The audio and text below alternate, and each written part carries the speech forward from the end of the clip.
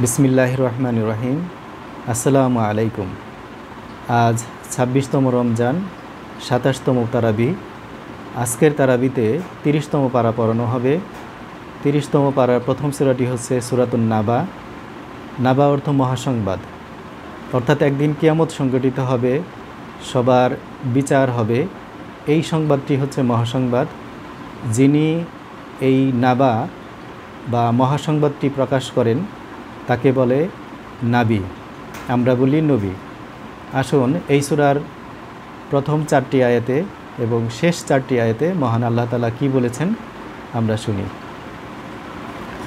আউযু বিল্লাহি মিনাশ শাইতানির রাজীম। বিসমিল্লাহির রহমানির রহিম।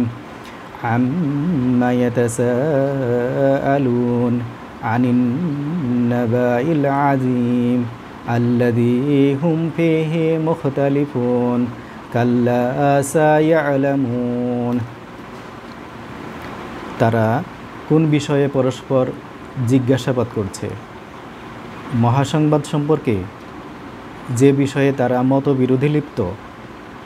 নিশ্চয়ই তারা শীঘ্রই তা জানতে পারবে। বিসমিল্লাহির রহমানির রহিম। রব্বিস সামাওয়াতি ওয়াল আরদি ওয়া মা বাইনাহুমার রহমান ওয়া মা বাইনাহুমার রহমান লা ইয়ামলিকুনা মিনহু কিতাবা ইয়াওমা ইয়াকুমুর রূহু ওয়াল মালাইকাতু সাফফান লা ইয়াতাকাল্লামুনা ইল্লা মান আযিনা লাহুর রহমান ওয়া ক্বালা সাওয়াবা যালিকাল ইয়াউমুল হক ফামান শাআ আত্তাখাযা ইলা রাব্বিহি মাআবা। ইন্না আনজারনাকুম আযাবান করিবা ইয়াওমা ইয়ানজুরুল মার'উ মা কদ্দামাত ইয়াদাহু ওয়া ইয়াকুলুল কাফিরু ইয়া লাইতানি কুনতু তুরাবা।